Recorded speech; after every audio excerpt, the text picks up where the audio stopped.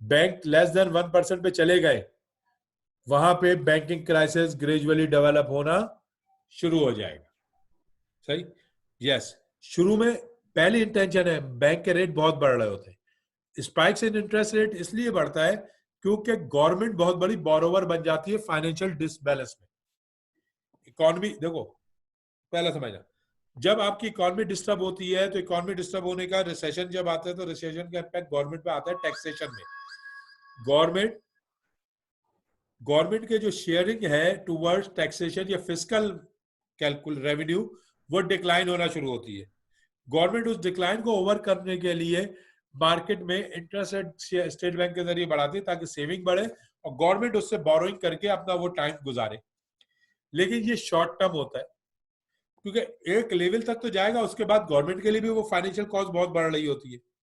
उसका इम्पैक्ट क्या होता है कि जब आपके इंटरेस्ट रेट बढ़ते हैं तो दुनिया भर में सारी मार्केट से पैसा निकल के बैंक पहुंच जाता है। उसकी वजह से क्या होता है, बकिया मार्केट क्राइसिस में आती है। यहाँ पे बिल्कुल इक्विलिब्रियम वाला काम है, एक दूसरे को पुश एंड पुल करती है। जब आप इंटरेस्ट रेट हाई कर देते हैं तो दूसरी मार्केट एक तरह से अनअट्रैक्टिव हो जाती है और बैंक अट्रैक्टिव हो जाता है। लेकिन डेफिनेटली बैंक भी एक सर्टेन लेवल तक अट्रैक्टिव होगा। उसके बाद स्टेज 2 आता है जब बैंक अपने जब गवर्नमेंट इंटरेस्ट रेट को कम करना शुरू करती है। क्योंकि देखो, अगर इंटरेस्ट रेट बहुत हाई है तो सेवर तो बहुत आ गए, बोरोवर गायब हो गए।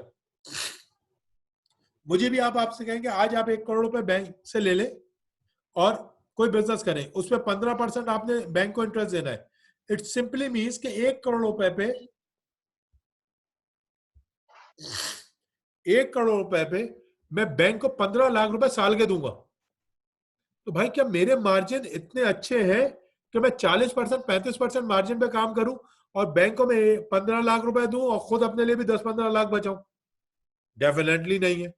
क्या होगा, अब बोरोवर बैंक से बाहर होना शुरू हो जाएगा, यानी कि डिमांड कम होगी।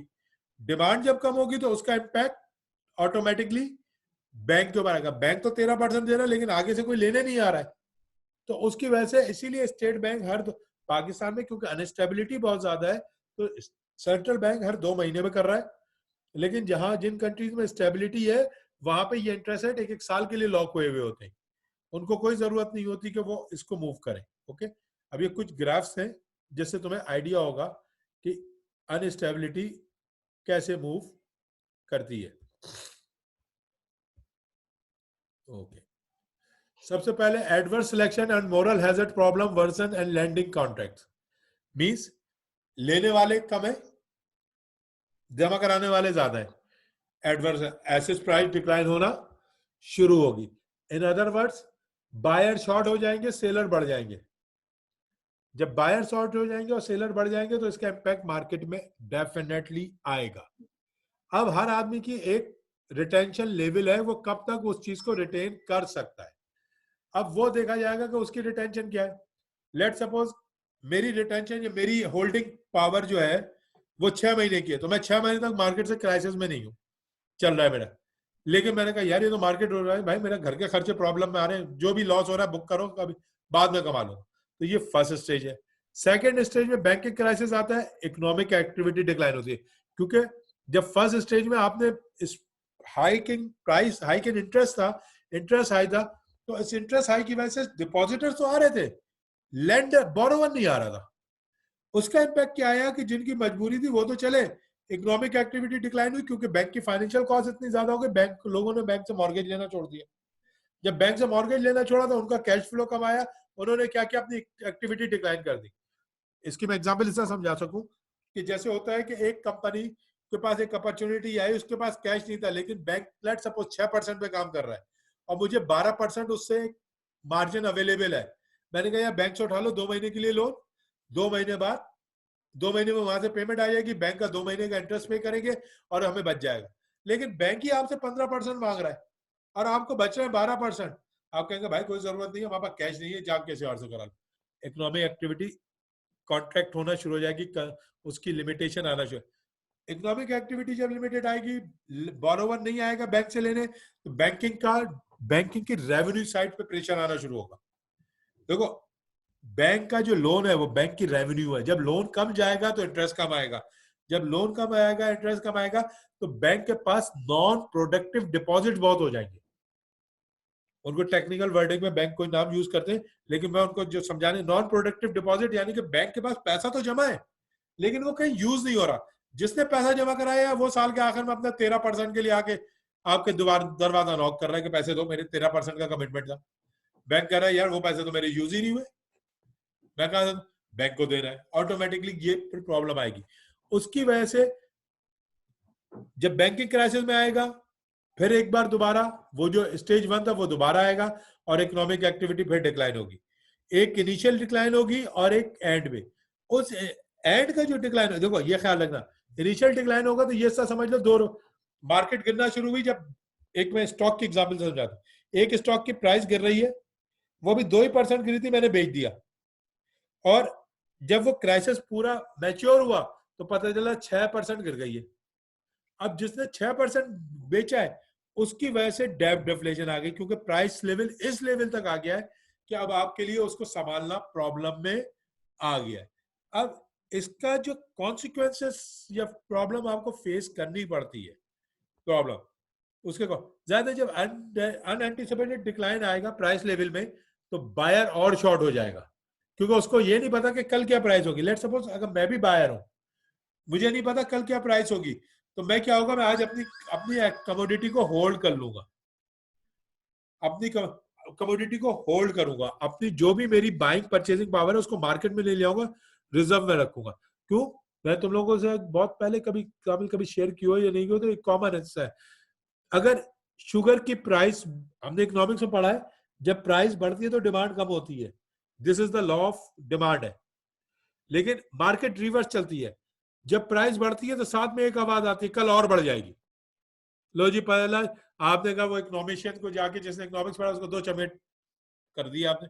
अबे भाई सर आपने तो पढ़ाया था कि जब प्राइस बढ़ेगी तो डिमांड गिरेगी, ये तो प्राइस बढ़ते डिमांड डबल हो रही है। क्यों? कि मार्केट में एक और अनएंटिसिपेटेड डिक्लाइन है कि कल, इसी तरह जब गिर रही है मार्केट किसी तरीके से आपको दिख रही है कि अट्रैक्टिव है। लेट सपोज मैं हेस्कोल की एग्जांपल दूं, हेस्कोल जब 12 रुपए पे आ गया 13 रुपए, तो लोग इस इंतजार में थे कि यार ये 10 रुपए भी आ जाएगा।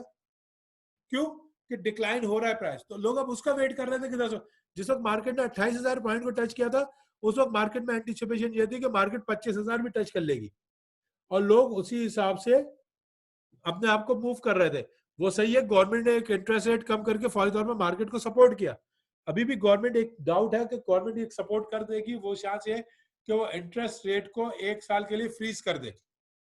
अगर गवर्नमेंट ने 1 साल के लिए इंटरेस्ट रेट 7% पे फ्रीज कर दिया तो आपकी लोकल मार्केट को तो स्ट्रांगनेस हो जाएगी, लेकिन आपके फॉरेक्स में प्रॉब्लम आ जाएगी, क्योंकि आप अट्रैक्टिव नहीं रहेंगे। बट ये चीजें एक साइकिल है जिसके साथ आपको चलना पड़ता है, तो उन तीनों स्टेजेस को आपको ओवरकम करना है।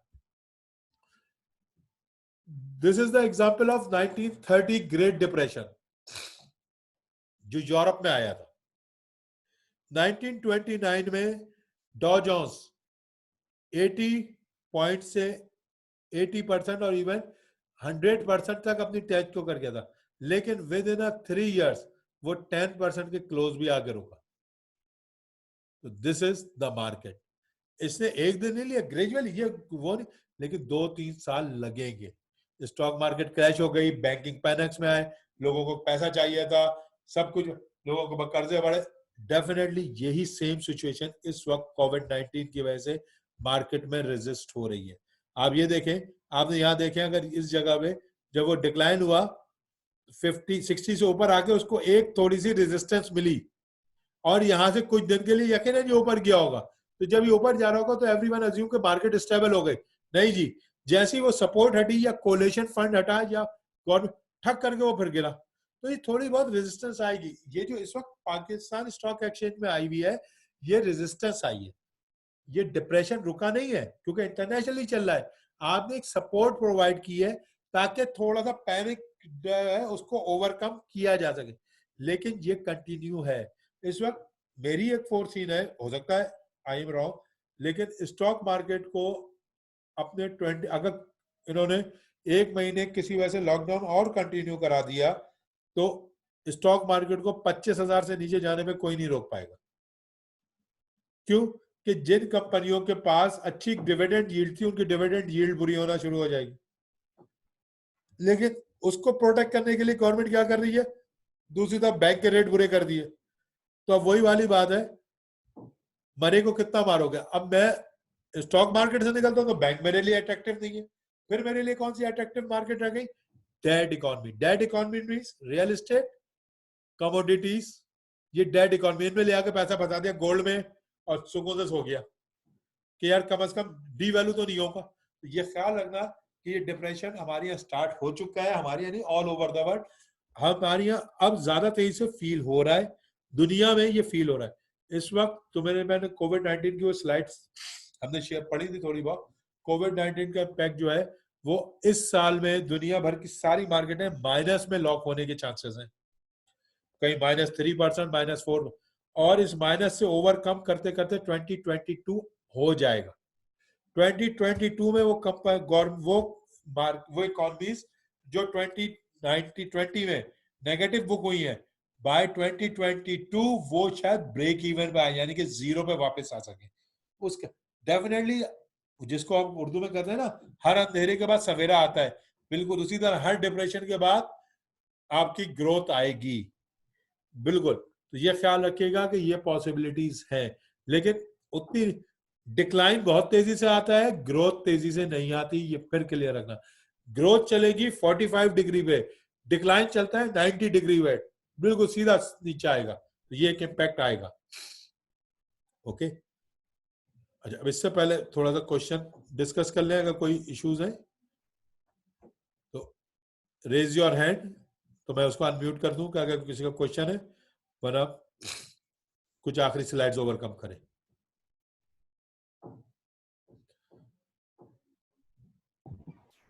ओके, चले फिर हम आगे चलते हैं। Sorry, Sheroz, yes hello sir. Sir डेब्ट डिफ्लेशन का थोड़ा सा बता दें, वो थोड़ा सा डेब्ट डिफ्लेशन तो पाकिस्तान में सुनते होंगे, डॉलर 5 रुपए बढ़ गया, पाकिस्तान पे 800 अरब रुपए का कर्जा बढ़ जाएगा। पाकिस्तान ने जब कर्जा लिया था तो डॉलर 160 का था, जब वापस करेगा तो 165 का है। तो इसका मतलब है हर $1 जो आप रिटर्न करेंगे तो वो 5 रुपए का लॉस आपको बुक कराएगी। डिफ्लेशन आ गई आपकी, बैठे बैठे आप गरीब हो गए। इस वजह से डेब्ट डिफ्लेशन आई थी, क्योंकि फॉरेन एक्सचेंज से एसोसिएटेड है, ये ख्याल है। अच्छा अदनान, तुम्हारा वो question, can we take any other currency nowadays? देखो, definitely a strong currency nowadays decline होंगी, लेकिन इतनी तेजी से नहीं होंगी। बहुत सिंपल सा रूल याद रखना, करेंसियों में प्रेशर आएगा, लेकिन जो भी हमारी वो 5-7 स्ट्रॉन्ग करेंसीज हैं जिन पे फॉरेक्स मार्केट बेस करती है, उन पे इम्पैक्ट कम आएगा, क्योंकि उनकी स्ट्रेंथ बहुत स्ट्रॉन्ग है। हाँ, पाकिस्तानी करेंसी पे ज्यादा आएगा। अल्लाह ना करे आप इंटरेस्ट रेट को आज 6% पे ले जाए, आपके जो फॉरेक्स में इन्वेस्टमेंट आ रही है बैंकों में, वो रुकना शुरू हो जाएगी। जैसे ही वो रुकेगी, आपके यहाँ डॉलर पे प्रेशर आ जाएगा, तो ये सारे प्रेशर आएंगे। हाँ, इस वक्त लॉन्ग टर्म के लिए जो एसेट्स, मेरी सजेशन है एज एन सिंपल लेमैन जो थोड़ा बहुत समझता हूं, मैं ये समझता हूं कि आप इसको मूव करें towards tangible assets rather than Fiat assets. Tangible assets हैं, आप इस वक्त अगर आपके पास पैसे हैं तो आप लेट सपोज फौजी फर्टिलाइजर के शेयर लेके छोड़ दें, डिविडेंड भी देगा और वक्त के साथ कैपिटल ग्रोथ भी दे देगा, क्योंकि कंपनी तो चल रही है। आपके पास पैसे हैं, आप पीएसओ, ओजीडीसीएल, अच्छा इस वक्त बेस्ट मार्केट है फ्यूल की, पेट्रोलियम सेक्टर अगले 15 दिन में इंतहाई अट्रैक्टिव हो जाएगा। क्यों कि जितना जब उनकी ओरिजिनल प्राइस डिस्टर्ब होगी, तो ये एवरीवन नोज कि ये क्रूड ऑयल की जो प्राइस गिरी हुई है, ये फॉर शॉर्ट टर्म है, ये लॉन्ग टर्म नहीं है। इसकी वजह से अभी मार्केट प्रॉब्लम में आए, क्योंकि अगले 4 महीने तो फ्यूल मार्केट्स के बुरे हैं। तो ये भी एक ख्याल रहे कि उस सेंस को भी हमें देखना पड़ता है। Currency wise definitely dollar strong है, क्योंकि उसकी इजी रिटेंशन और इजी मूवमेंट है। अच्छा, ये स्लाइड थोड़ा सा 2007 और 2009 के दरमियान के फाइनेंशियल क्राइसिस की है, जो स्टार्ट हुआ था बार्कलेस से, लाइबोर से, और एंड हुआ था लेहन ब्रदर्स पे। अमेरिका में बैंकों की बैंकरप्सी। क्यों? कि वजह यह थी कि मॉर्गेज मार्केट डिक्लाइन कर गई। ये वो टाइम था जिस वक्त दुबई में लोगों के बारे में ये कहा गया कि गाड़ियां छोड़ के, मकान छोड़ के, फ्लाइट पकड़ के घरों को भाग गए।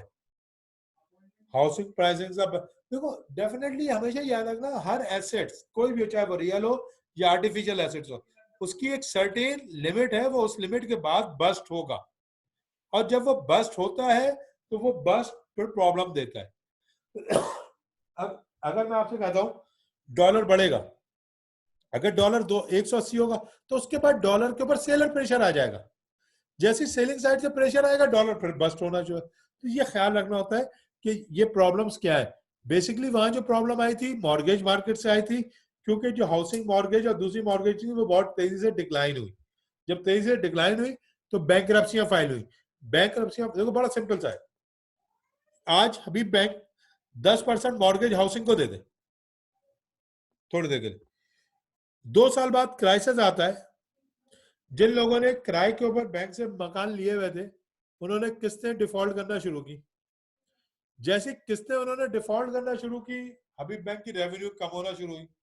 अब हबीब बैंक के पास सिर्फ एक ही ऑप्शन है, वो जाके वो एसेट्स एक्वायर कर ले या उसको वो पजेस कर ले। हबीब बैंक ने जाके वो 10% में जो हाउसिंग थी वो पजेस करना शुरू की। पजेस करना शुरू की तो अब हबीब बैंक को लिक्विडिटी चाहिए। हबीब बैंक ने जो भी पैसे थे अपने पैसे में रखते हुए उन्होंने उसमें बेचना शुरू किया। तो डेफिनेटली एक मार्केट में पैनिक कंडीशन एमर्ज हो गई। तो ये ख्याल रहे, ये एजेंसी प्रॉब्लम कहाँ आई? एजेंसी प्रॉब्लम्स वहां आई जो मॉर्गेज के अंदर, एजेंसी प्रॉब्लम इस सेंस में आई कि बैंक से मैंने कर्जा लिया हुआ है तो मुझे जिससे श्योरिटी दी थी वो बैंक हो गया।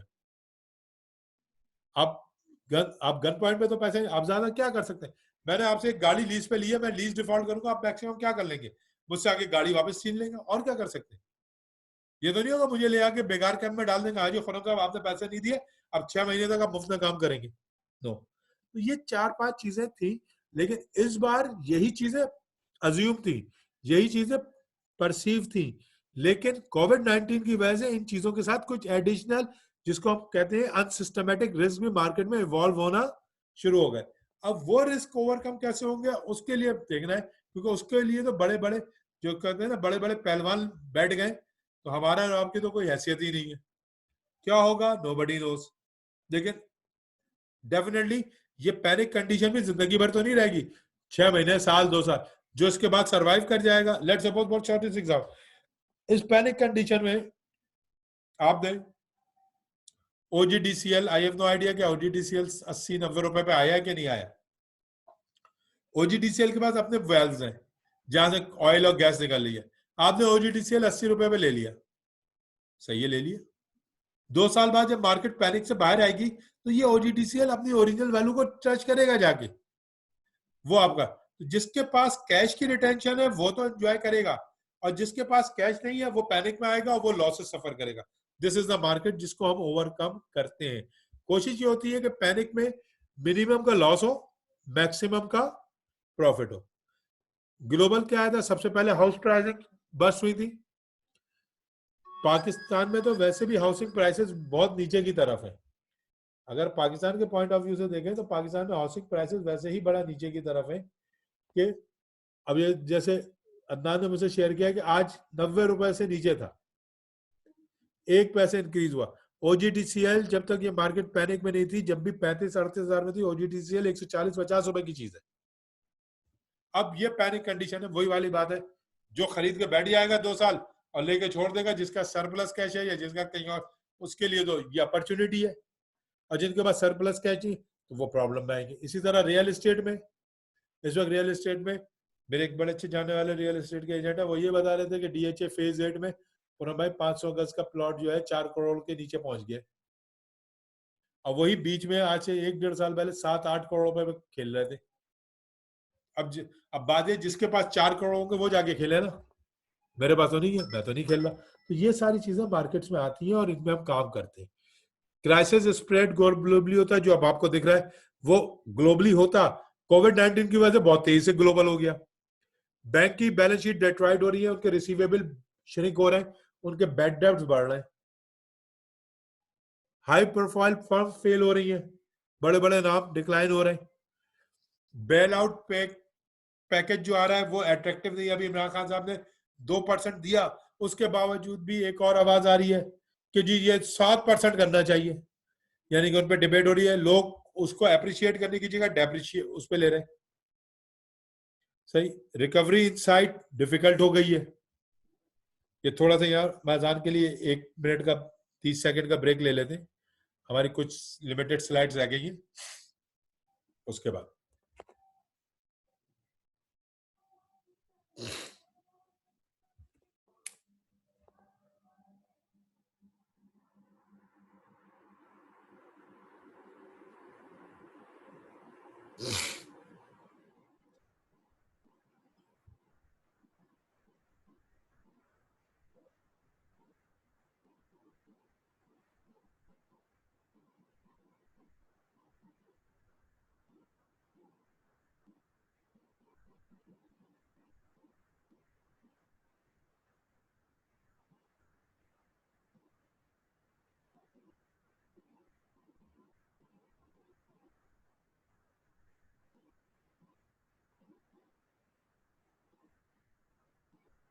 ओके बैक, ये देखो हमारे यहाँ तो बेसिकली बहुत सारे इंडेक्स नहीं है, लेकिन यूनाइटेड स्टेट में हर चीज के लिए इंडेक्स है। शैलर इंडेक्स जो होता है वो बुनियादी तौर पे, केस शैलर इंडेक्स जो है वो यूएस में हाउसिंग की प्राइसेस डिटरमाइन कराता है। आप ऑब्जर्व करें 2002 में 60 पे थी और वो 2006 के अंदर पीक पे थी, क्लोज टू 100 थी। उसके बाद डिक्लाइन आया सबसे पहले, और वो तकरीबन गिर के वापस 60 के ऊपर आ गई, 30%। तो ये चीज आती है इसी वक्त। सिमिलर फैक्टर ये इस वक्त आपके हमारे यहाँ ये बातें होना शुरू हो गई है कि हाउसिंग की कीमत कम की जाए, हाउसिंग बहुत महंगा है, हाउसिंग बहुत महंगी पड़ रही है, रेंटल वाले के पास, यानी कि सबसे पहला इम्पैक्ट वहां आ रहा है। इसके बाद जो दूसरा इम्पैक्ट आएगा वो आएगा स्टॉक मार्केट में। क्यों कि जब आपका ये देखें हाउसिंग का डिक्लाइन था, उसके बाद अगला इम्पैक्ट पड़ा आपका स्टॉक मार्केट में, 2008 में वो डिक्लाइन होना शुरू हुई। सर पीक पे थी वो अक्टूबर 2007 में, और उसके बाद उन्होंने रिसेशन फेस करना शुरू किया, क्योंकि मार्केट ग्रेजुअली जाती है, एक एक दो दो करके मार्केट जाती है। मैंने आपसे पहले कहा ना, हाउसिंग हमारे यहाँ लग्जरीज है। पाकिस्तान जैसे कंट्री में, दुनिया भर में हाउसिंग में लोग लग्जरी, एक बड़ा खुल के देखो, भी ओपन हो गई, एक 12 फुट बाय 12 फुट के कमरे में आराम से 8 लोग जिंदगी गुजार सकते हैं। 4 दीवारों के साथ 4 बैंकर बेड लगे, ऊपर नीचे के, एक नीचे सो रहा है, ऊपर 12 बाय 12 का कमरा है, आराम से बीच में छोड़ा, 8 लोग गुजार सकते हैं। लेकिन पैसे का है, आपकी लग्जरीज है, आपने कहा नहीं जी हम तो 4 लोग हैं, 4000 गज के मकान में रहेंगे। डेफिनेटली जब मार्केट डिक्लाइन होना शुरू हुई तो आपको स्टेबिलिटी की प्रॉब्लम आई, तो सबसे पहले आपने अपने लग्जरीज गुड्स को डैमेज करना है। स्टॉक मार्केट इसलिए ज्यादा देर में होती है कि स्टॉक मार्केट आपकी रेवेन्यू जनरेशन होती है, वहां से रेवेन्यू जनरेट हो रहा है। हाउसिंग से रेवेन्यू जनरेट नहीं होता, ये ख्याल रखना। हाउसिंग, अगर मैं एक मकान लेके, लेट सपोज, बहुत छोटी सी एग्जांपल लगना, मेरे पास 2 करोड़ रुपए है और मैं 2 करोड़ रुपए का एक फ्लैट लेके किराए पे दूं, कितने किराए पे चलेगा? 50,000, 60,000, 70,000, या 2 करोड़ रुपए की दुकान लेके किराए पे दूं, ज्यादा 50-60,000, लाख रुपए मुझे दे देगी। अगर लाख रुपए दे रही है तो 2 लाख रुपए का मतलब है एक साल में 12 लाख रुपए देगी, 6% भी प्रॉफिट नहीं आ रहा मेरे पास। तो क्या हुआ? सबसे पहले वहां से मार्केट निकली, क्योंकि जब क्या, उसके बाद स्टॉक मार्केट, ये ग्रेजुअली डिक्लाइन होता है, ये एक साथ नहीं होता। ये जो हमने पीछे भी देखा, ये 2 से 3 साल लेगा। फिर उसके बाद क्या हुआ कि डेफिनेटली जब मार्केट क्राइसिस, फाइनेंशियल क्राइसिस आया, तो क्रेडिट, उधारी बढ़ना शुरू हो गई, लोगों ने अपने आप को रिटेन करना शुरू किया। देखो यहां से हमें, जब हाउसिंग पीक पे थी तो क्रेडिट सबसे नीचे था, क्योंकि लोग दूसरी जगह से कमा रहे थे। लेकिन जब वहां क्राइसिस आना शुरू हुआ तो कैश फ्लो की प्रॉब्लम हुई। जैसी कैश फ्लो की प्रॉब्लम आई, लोग बैंकों से कर्जा मांगने पहुंच गए, क्रेडिट स्प्रेड पीक पे आना शुरू हो गया। तो ये एक साइकिल है, इस साइकिल को आपको अंडरस्टैंड करना होता है कि मार्केट में किस तरह की आती है। इसके ये सर्टेन पाथ है 4। पहला पाथ तो वही है कि मिसमैनेजमेंट हो रही है। दूसरा पाथ है सीवियर फिस्कल इम्बैलेंस आया, गवर्नमेंट के टैक्सेस कम हो गए। जैसे गवर्नमेंट के टैक्सेस कम हुए, गवर्नमेंट ने कैश मेंटेन करने के लिए नोट छापने शुरू किए। अगर नोट नहीं छाप रहे, अगर नोट छापेगी तो इन्फ्लेशन बढ़ा देगी, इन्फ्लेशन बढ़ेगी तो आपकी करेंसी डिवैल्यू होना शुरू हो जाएगी। देखो एक साइकिल समझना, गवर्नमेंट को फिस्कल डिसबैलेंस आ रहा है, गवर्नमेंट का तो कोई इशू नहीं है, गवर्नमेंट ने नोट छाप दिए, नोट छाप दिए तो जो पीछे सिक्योरिटी नोट की थी वो डिसबैलेंस हुई, उसके से इन्फ्लेशन मूव होना शुरू हो गई, इन्फ्लेशन मूव हुई, मार्केट में प्राइसेस हाइक होना शुरू हुई, प्राइसेस हाइक होना शुरू हुई तो डेफिनेटली इंटरेस्ट रेट बढ़ना शुरू हुआ, एसेट्स की प्राइसेस को प्रॉब्लम आना शुरू, यानी कि एसेट से मुराद यहाँ कमोडिटी नहीं है, फाइनेंशियल एसेट्स डिस्टर्ब होना शुरू है, ये एक फिर उसका लिंकेज अनस्टेबल पॉलिसी, एक पैनिक डेवलप हुआ, ये एक साइकिल है जो 360 में एक दूसरे को समझ लो टक्कर मार रहा होता है। उसके बाद सेकंड स्टेज आया, करेंसी क्राइसिस आ गया, क्यों कि आपने इतने ज्यादा नोट छाप दिए, जो भी है करेंसी प्रॉब्लम में आना शुरू हो गई, क्योंकि आपने करेंसी छाप के उस वक्त टेम्परेरी तो गुजार लिया, लेकिन जो करेंसी सर्कुलेशन थी उसने मार्केट में डिमांड एंड सप्लाई डिसबैलेंस करना शुरू कर दी, बैंकिंग। अब जब डिमांड एंड सप्लाई डिसबैलेंस हुई तो लोगों के पास पैसा ज्यादा पहुंच गया है, सही, डिमांड डिमांड की पैसा आपने ज्यादा छापा है, मार्केट में सर्कुलेशन ज्यादा है, लोगों के पास अब लोग वो पैसा लेके जब बैंकों में वापस आए कि जमा करो, बैंक जमा कर रहा है, बैंक के लिए इंटरेस्ट रेट प्रॉब्लम में आना शुरू हो गया, फिर एक और प्रॉब्लम आपको फेस करनी शुरू कर रही है। थर्ड स्टेज जो आता है ये फुल फ्लैश फाइनेंशियल क्राइसिस, कि आपके डेट इतने बढ़ गए कि आपके पास एक्सपेक्टेड और एक्चुअल इन्फ्लेशन का लिंक ही नहीं है, banks are more likely to fail, banks are more likely to fail कैसे होंगे, बैंक्स का बैड डेब्ट बढ़ जाएगा, बैंक्स के क्राइसिस बढ़ जाएंगे, बैंक ने तो पैसा दे दिया, आगे आगे से डिफॉल्ट बढ़ जाएगा, लेट सपोज अभी बैंकों ने जहां दिया है, वो इस महीने किसी से किस्त मांगे, वो कहेगा मेरे पास तो पैसे नहीं है, पेनल्टी लगाते लगाओ, मैं तो नहीं दे रहा। के इलेक्ट्रिक को इस वक्त बहुत बड़ा प्रॉब्लम यही आया हुआ है कि वो उसकी डिफॉल्ट रेट बढ़ गया है, लोग पैसे देने को तैयार नहीं है। ओके थैंक यू, ये लास्ट स्लाइड है, इसके बाद ऑफ हो रहा है यार, टेंशन नहीं लो, टाइमिंग मेंशन करने की जरूरत नहीं है, हम उसमें जो बुनियाद, मैं थोड़ा सा अनम्यूट कर रहा हूं। हाँ, एनी क्वेश्चन? अच्छा, इसको ये ख्याल रखिएगा इसका कि इस स्लाइड को आपकी नॉलेज में यूं होना चाहिए कि ऑन द बेसिस ऑफ ये स्लाइड, क्योंकि बहुत ज्यादा मैं न्यूमेरिकल क्वेश्चन नहीं दे पाऊंगा, तो मैं इससे रिलेटेड आपको कंसेप्चुअल क्वेश्चन दूंगा, कि जैसे बहुत सिंपल सा क्वेश्चन डिस्कस कर लें, write down elaborate the financial crisis, how it's happened and what are the symptoms and what your evaluation about the current scenario.